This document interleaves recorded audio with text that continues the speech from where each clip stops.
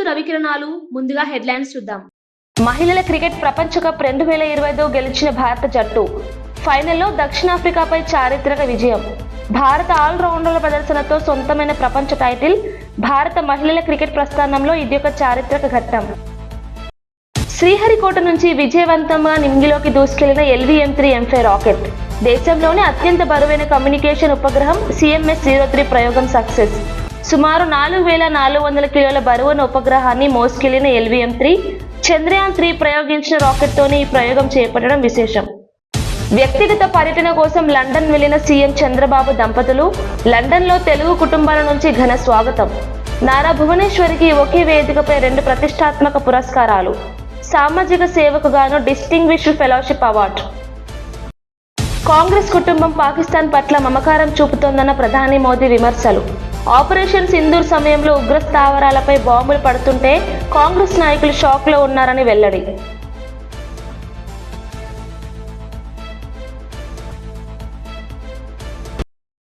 Jubilee Hills by ఎలక్షన్లో నవీన్ యాదవ్ ప్రచారానికి నటుడు సుమన్ మద్దతు. మరోవైపు ప్రజల్లో ఉత్సాహం నింపిన మంత్రి పొంగులేటి పాదయాత్ర. గల్లీలోకి వెళ్లి ప్రజలను పలకరించి ఓట్ల అభ్యర్థతలు.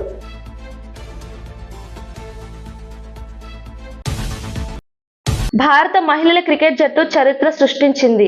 కోట్లాది మంది అభిమానుల ఆశలను నిజం చేస్తూ తొలిసారిగా ICC మహిళల ప్రపంచ కప్ టైటిల్ను కైవసం చేసుకుంది. నవీ ముంబైలోని DY పాటిల్ స్పోర్ట్స్ అకాడమీ వేదికగా జరిగిన ఉత్కంఠ భరిత ఫైనల్ మ్యాచ్లో దక్షిణాఫ్రికాపై 52 పరుగుల తేడాతో అద్భుత విజయం సాధించింది.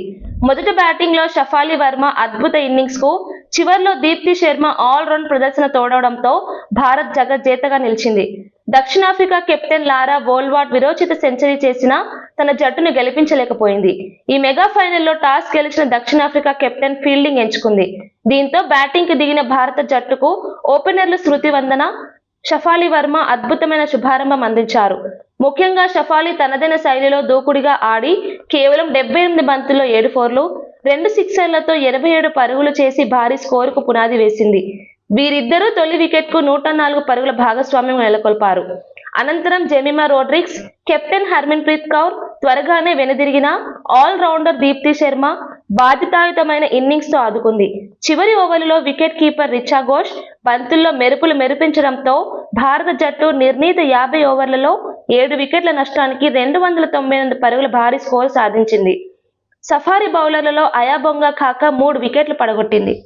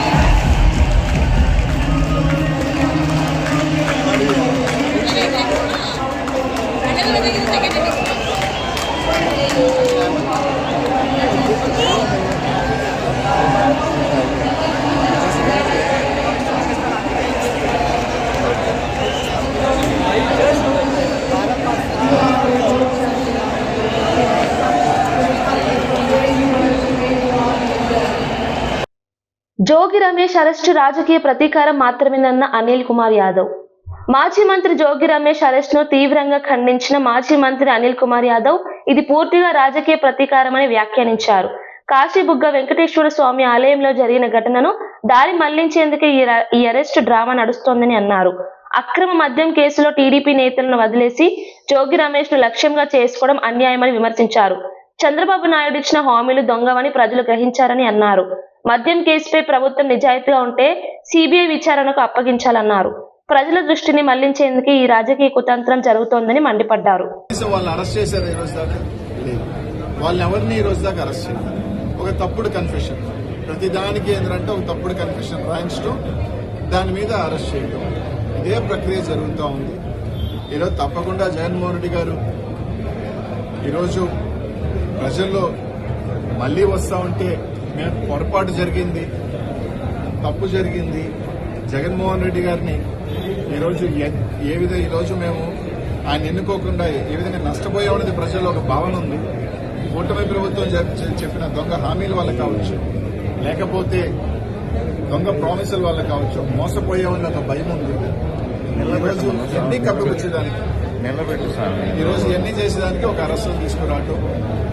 ఈరోజు ఆయన జోగి రమేష్ గారు చెప్తున్నారు, మీరు సిబిఐ ఏంటి, నా ప్రమేయం ఉంటే అరెస్ట్ చేయండి అని చెప్తున్నాడు. నిజంగా మీకు చిత్తశుద్ధి ఉంటే తప్పకుండా సిబిఐకి ఇవ్వండి. ఈ దొంగ లిక్కర్ మీద కోట్ల రూపాయలు ఏ విధంగా దోపిడీ జరిగిందో మీరు సిబిఐకి ఇవ్వండి. సిబిఐకి ఇచ్చి ఖచ్చితంగా నిజ నిజాలు వస్తాయి. అలా కాకుండా ఈరోజు కాశీబుగ్గలో జరిగిన ఇన్సిడెంట్, 90 సంవత్సరాల ఒక వ్యక్తిని తీసుకొచ్చి ఆయన మీద కేసు కట్టింది. ఇదే విధంగా ఎందుకు తిరుమలలో దేవస్థానాల్లో తొక్కిసలాట జరిగినప్పుడు ఆ ధర్మకర్త మీద ప్రధాని నరేంద్ర మోదీ తీవ్ర వ్యాఖ్యలు చేశారు. పాకిస్తాన్ లో బాంబులు పేలినప్పుడు కాంగ్రెస్ రాజకుటుంబానికి నిద్ర పట్టదని విమర్శించారు. ఆపరేషన్ సింధూర్ సమయంలో ఉగ్ర స్థావరాలపై బాంబులు పడుతుంటే కాంగ్రెస్ నాయకులు షాక్ లో ఉన్నారని అన్నారు. బీహార్ ప్రజలు జంగిల్ రాజ్ ను మర్చిపోలేదని, ఆ నేతలు చారిత్రాత్మక ఓటమిని ఎదుర్కోబోతున్నారని పేర్కొన్నారు. కాంగ్రెస్ తలపై తుపాకీ పెట్టి ఆర్జేడీకి అవకాశం ఇచ్చిందని మోదీ అన్నారు. భారత భద్రత పట్ల కాంగ్రెస్ ఎప్పుడు నిర్లక్ష్యంగా వ్యవహరిస్తోందని విమర్శించారు.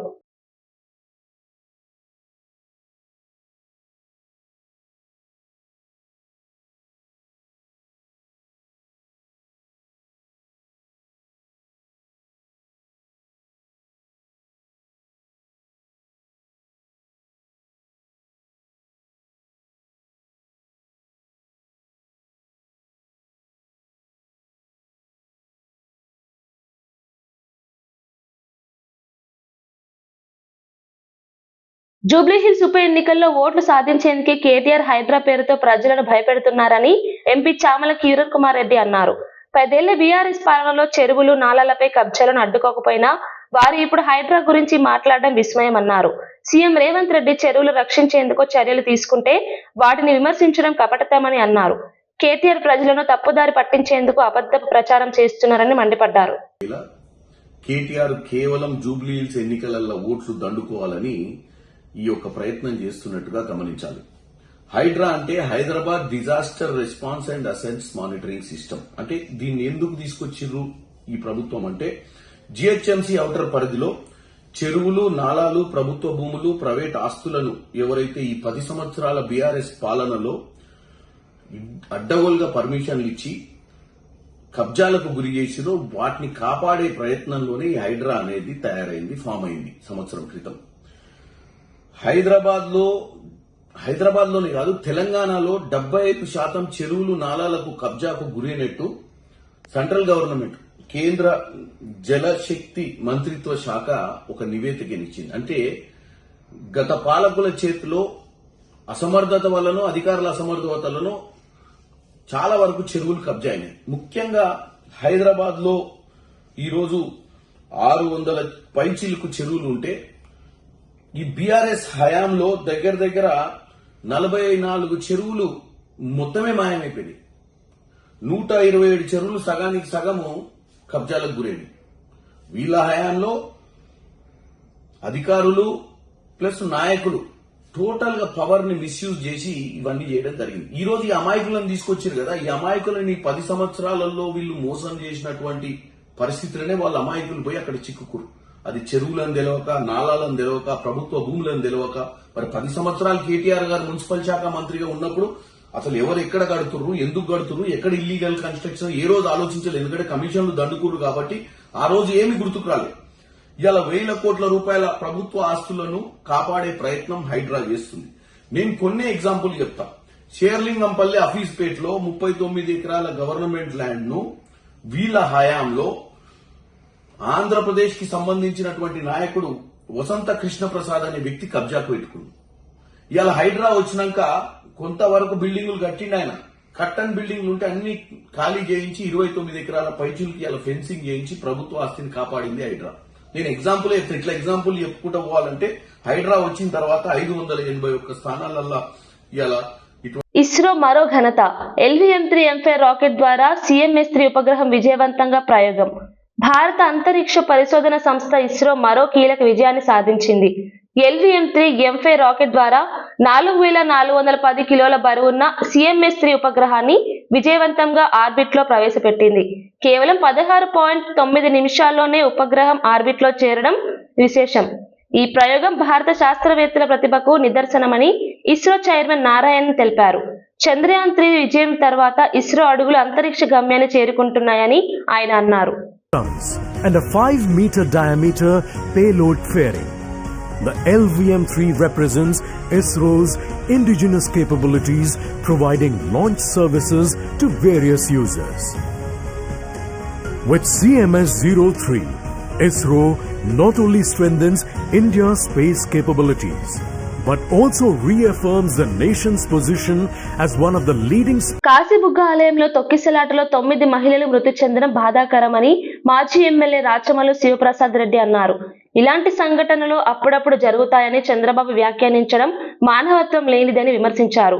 ప్రభుత్వం నిర్లక్ష్యమే ఈ మరణాలకు కారణమని అన్నారు. బాధిత కుటుంబాలకు తక్షణ సహాయం అందించాలని డిమాండ్ చేశారు. ప్రజల ప్రాణాలు తేలికగా తీసుకుంటున్న న్యాయస్థానంపై విమర్శలు వెల్లువెత్తుతున్నాయని పేర్కొన్నారు. చంద్రబాబు నాయుడు కుటుంబ సభ్యులు ఎవరైనా దేవుని దగ్గరికి చేరితే ఈ మాట ఇంత సులభంగా అనగలుగుతాడా? అప్పుడప్పుడు జరుగుతుంటాయి మామూలేని. కార్తీక మాసం, శనివారము, ఏకాదశి, పవిత్రమైన రోజు.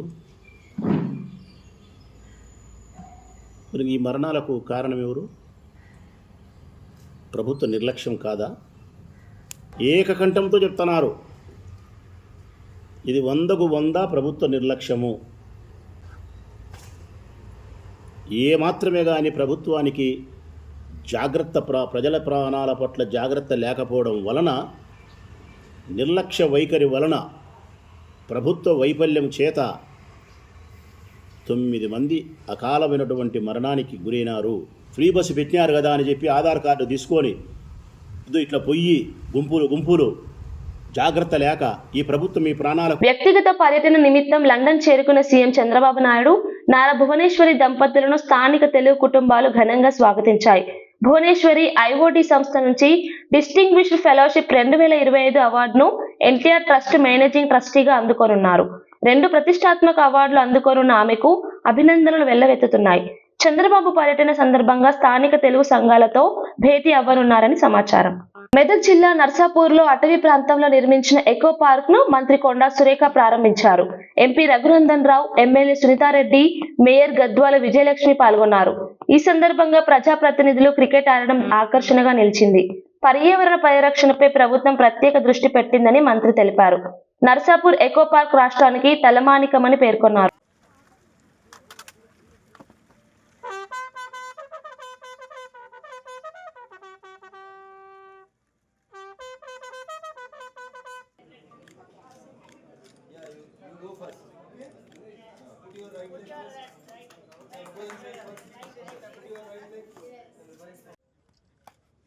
జూబ్లీహిల్స్ నియోజకవర్గంలోని రెహమత్ నగర్ డివిజన్ లో మంత్రి పొంగులేటి సుధాకర్ రెడ్డి విస్తృత పాదయాత్ర నిర్వహించారు. గల్లీల్లోకి వెళ్లి ప్రజలను పలకరించి ఓట్లు అభ్యర్థించారు. చిన్న వ్యాపారాలు, మహిళలు ఉత్సాహంగా స్పందించారు. పాదయాత్రలో మంత్రి వెనుక భారీగా కార్యకర్తలు అనుసరించారు. పాదయాత్ర ఉదయం 8:30 గంటలకు ప్రారంభమై శ్రీరామ్ నగర్, సంధ్యానగర్, వినాయక నగర్ ప్రాంతంలో కొనసాగింది. ప్రజలు అడుగడుగునా నీరాజనం పలికారు.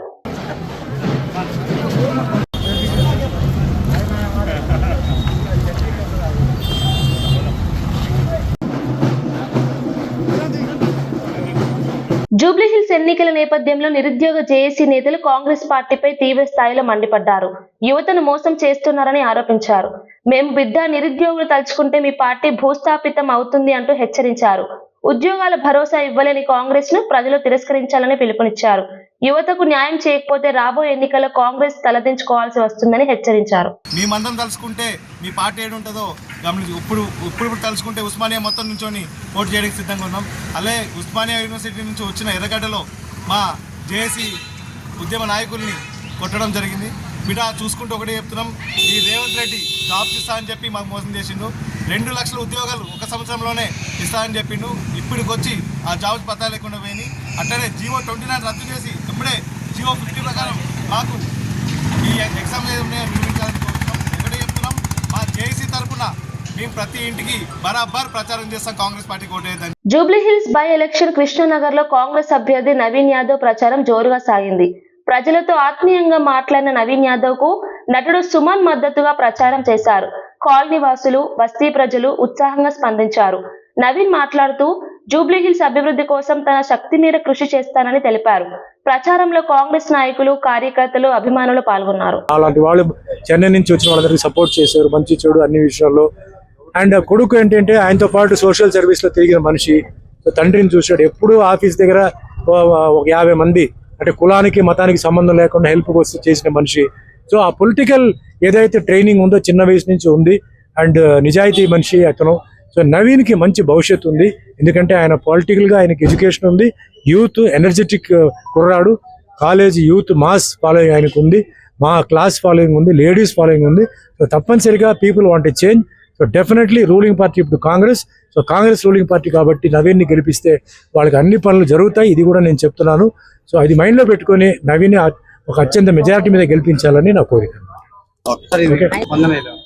అందరూ టెక్నీషియన్స్ శ్రీశైలంకే ఇష్టం అండి. ఎందుకంటే ఆయన ఎంతో. గాజుల రామారంలో హైడ్రా చర్యలపై తీవ్ర వివాదం రేగింది.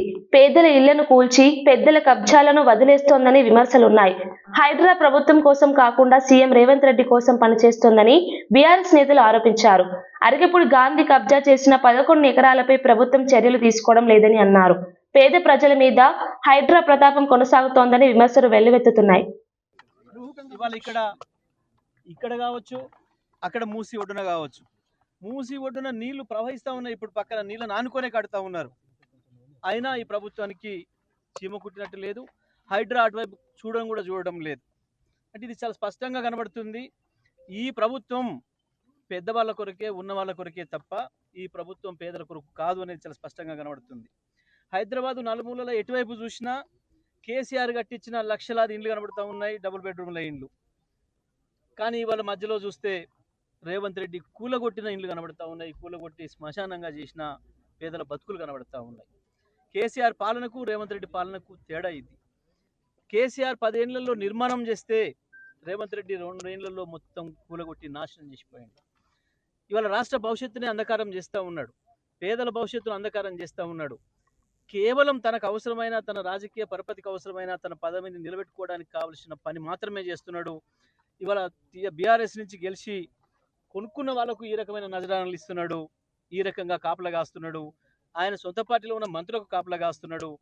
ఇది ఇవాళ ఇంకా నిస్సిగ్గుగా నిన్న మొన్న జూబ్లీహిల్స్ నియోజకవర్గానికి వచ్చి మాట్లాడుతున్నాడు. అక్కడ పేదల్ని భయపెట్టిస్తున్నాడు. మీరు ఓట్లు వేయకపోతే మీ పెన్షన్లు ఉండవు, మీరు ఓట్లు వేయకపోతే మీకు షాదీ ముబారక్ రాదు, మీకు ఓట్లు లేకపోతే ఫ్రీ బస్సు ఉండదు, మీకు ఓట్లు లేకపోతే బియ్యం ఇయ్యను, ఈ రకంగా మాట్లాడుతున్నాడు. రేవంత్ రెడ్డి అబ్బసొత్తు కాదు. ఆపడానికి రేవంత్ రెడ్డికి ఏమీ లేదు. ప్రజలు ఒక్కసారి తిరుగుబాటు చేస్తే పక్కన చూస్తున్నాం, ఇప్పటికే 2-3 దేశాల అధ్యక్షుల్ని తరిమి కొట్టిండ్రు.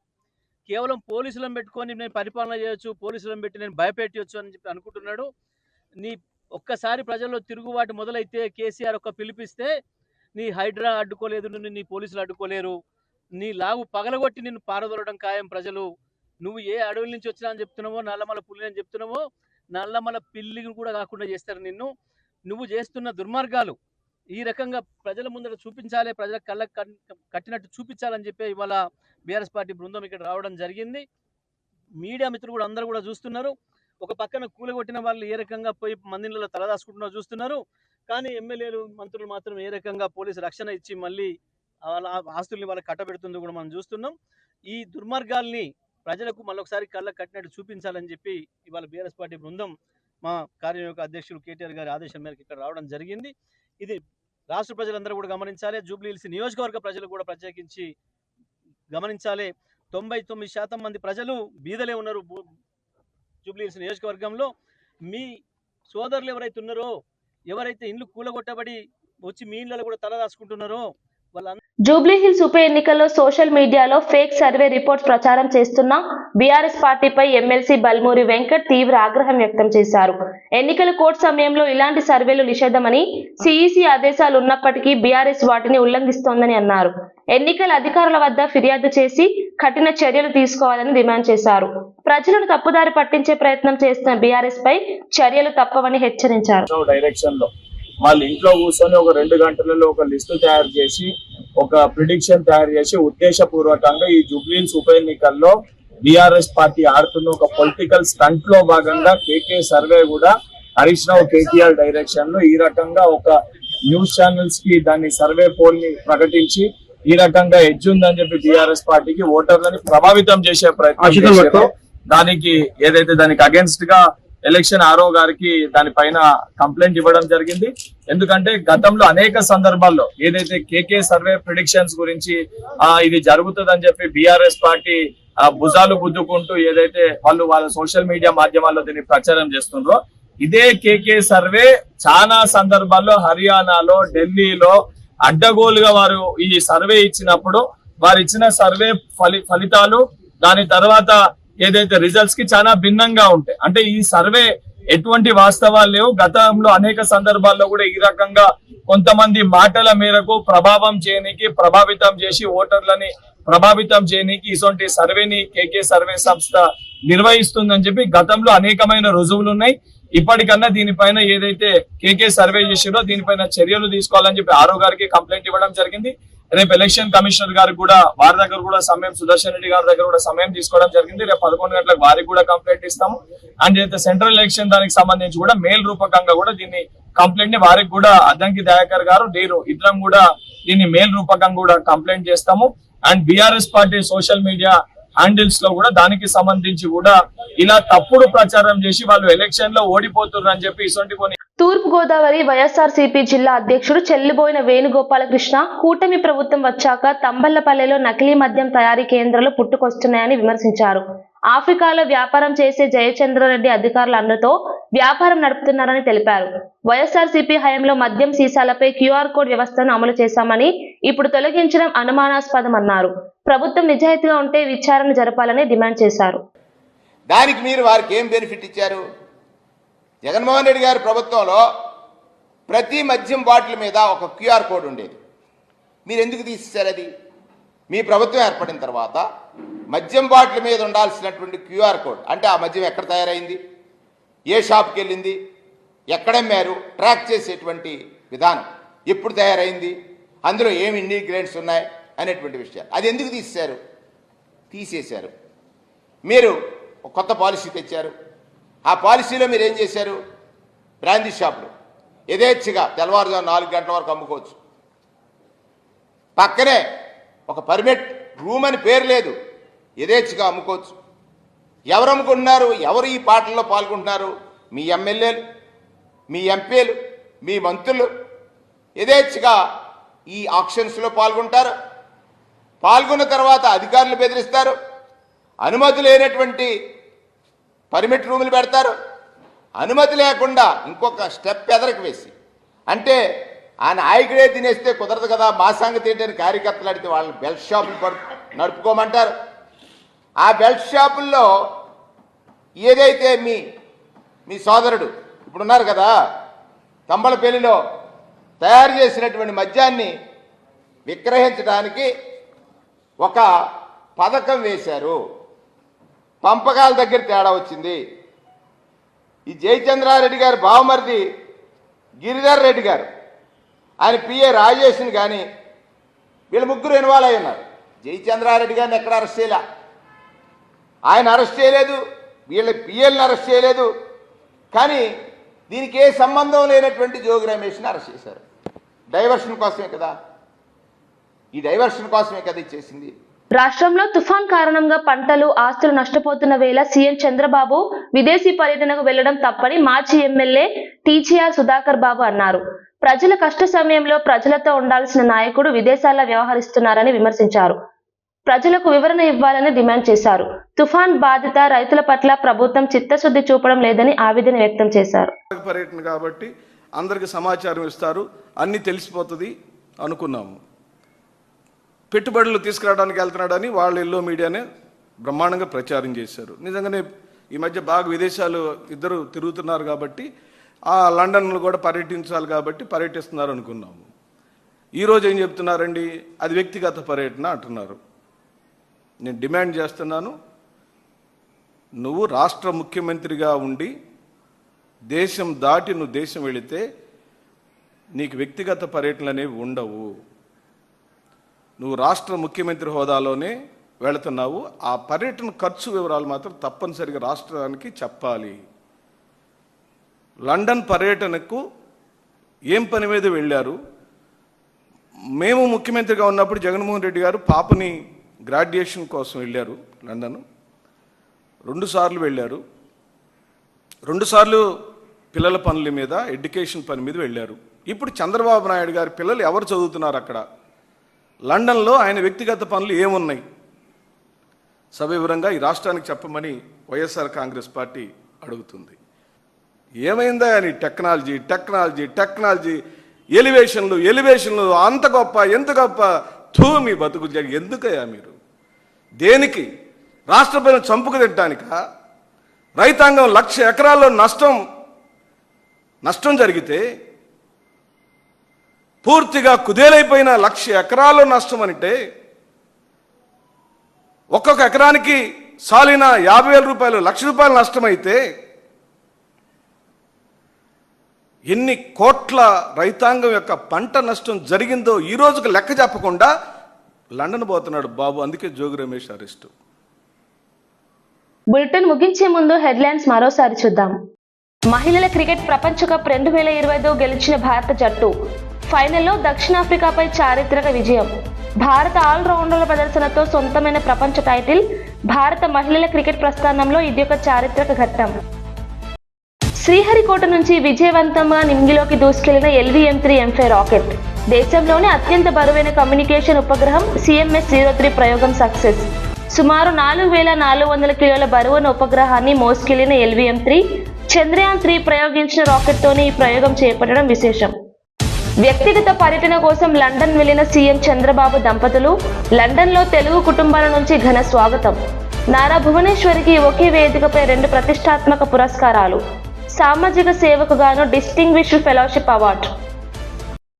కాంగ్రెస్ కుటుంబం పాకిస్తాన్ పట్ల మమకారం చూపుతోందన్న ప్రధాని మోదీ విమర్శలు.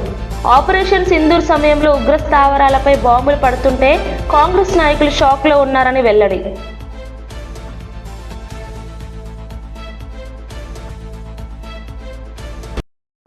జూబ్లీహిల్స్ బై ఎలక్షన్లో నవీన్ యాదవ్ ప్రచారానికి నటుడు సుమన్ మద్దతు. మరోవైపు ప్రజల్లో ఉత్సాహం నింపిన మంత్రి పొంగులేటి పాదయాత్ర. గల్లీలోకి వెళ్లి ప్రజలను పలకరించి ఓట్ల అభ్యర్థతలు.